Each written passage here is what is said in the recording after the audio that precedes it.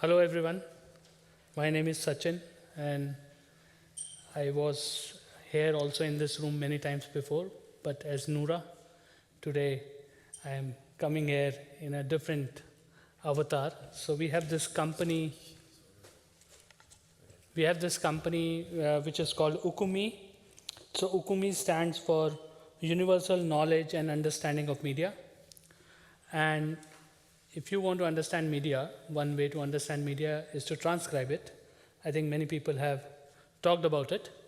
And we also know that these large language models are not large language model, but let's say these transcribing engines are giving us, let's say, some accuracy. But my quest is, can I get it 100%, right? So like the Pareto principle, you need to move the needle. If you want to move from 94 to 100, it's like doing 80% more effort because the other can be achieved by. So my use case is that in our company, we are trying to do video editing using AI. So it's very subjective. So you do a lot of things in video editing where you need a lot of cognitive decisions.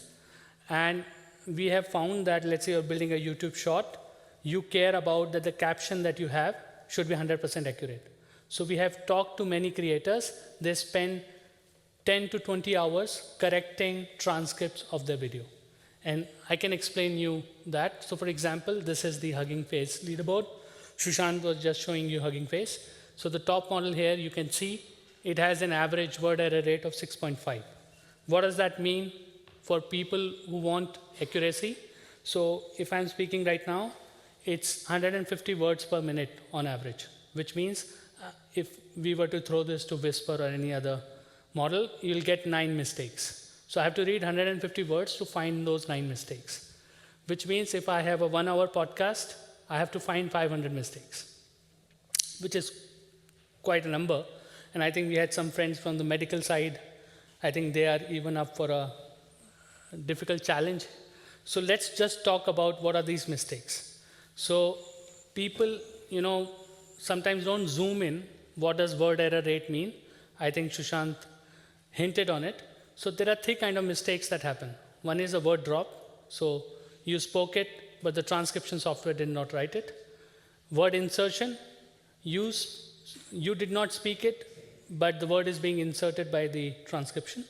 And then there are incorrect words. So if I talk about incorrect words, in my domain, which is, let's say, podcast, I find that the typical mistakes that happen are proper nouns. So anybody here who is an immigrant, or I guess most Norwegian names also, right?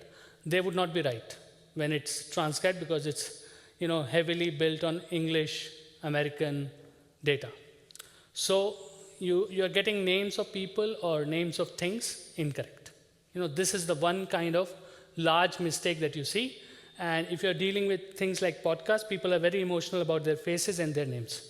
So you cannot afford to get them wrong, right? So this is one kind of mistake, right? So can LLMs help? So the answer is that transcription, the way it's happening, it's not predicting the next word, but LLMs do. So if you throw a piece of transcript, which has been transcribed to an LLM, in my imagination, it can fix those mistakes where it has those probabilities about the next words.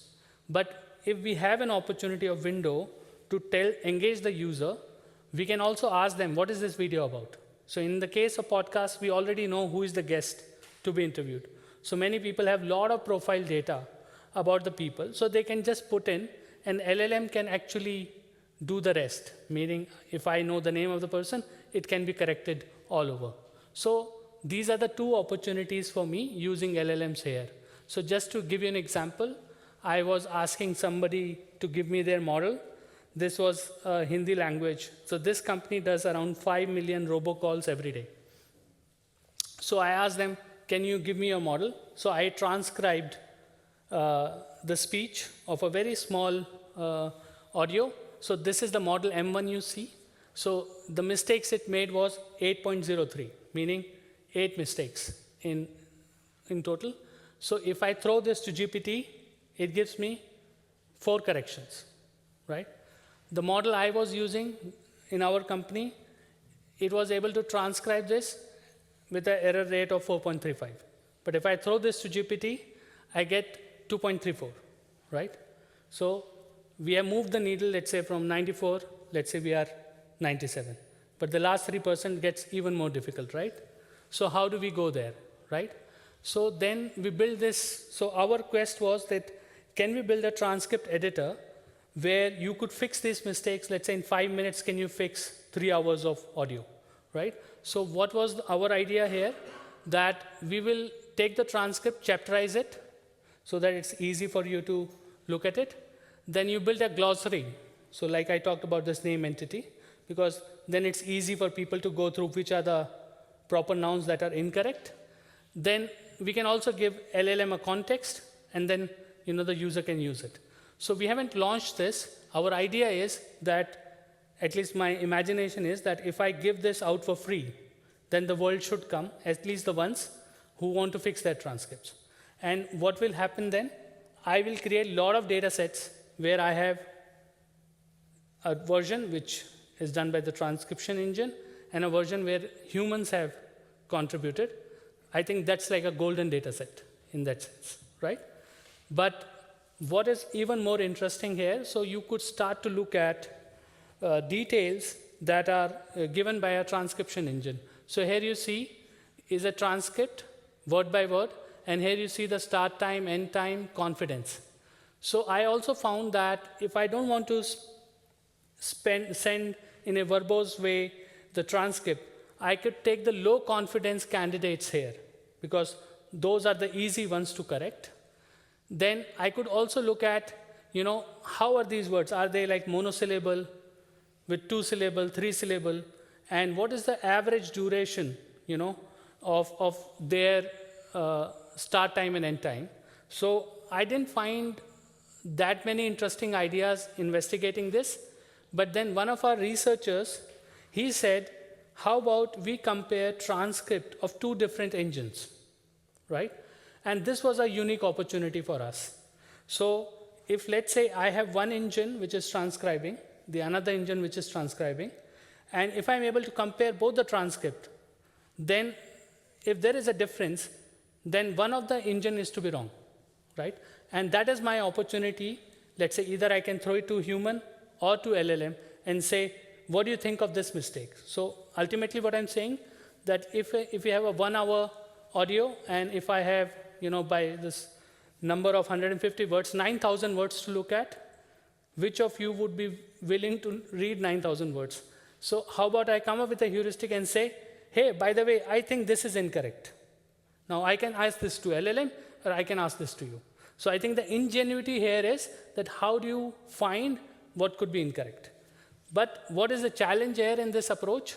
So if you see here, this word knock knock, one of the engine, or not the engine, so I took it from the TED website, because some human has transcribed the TED talk. It's a very good quality data set, right? So they have written knock knock like this, but my engine is writing knock and knock, right? So often if you try and transcribing GPT, my engine is always writing it as Jacob, or some other word. So you find that the big challenge when you want to compare 2 transcripts is how do you harmonize them? Because one engine may be writing the words in numbers, the other is writing numbers in words.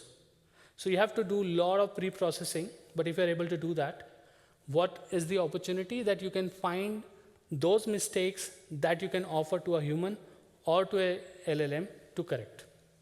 I think that's it from my side. So that's my summary. I don't know if I offer you any new insights in making from 94% to 100%.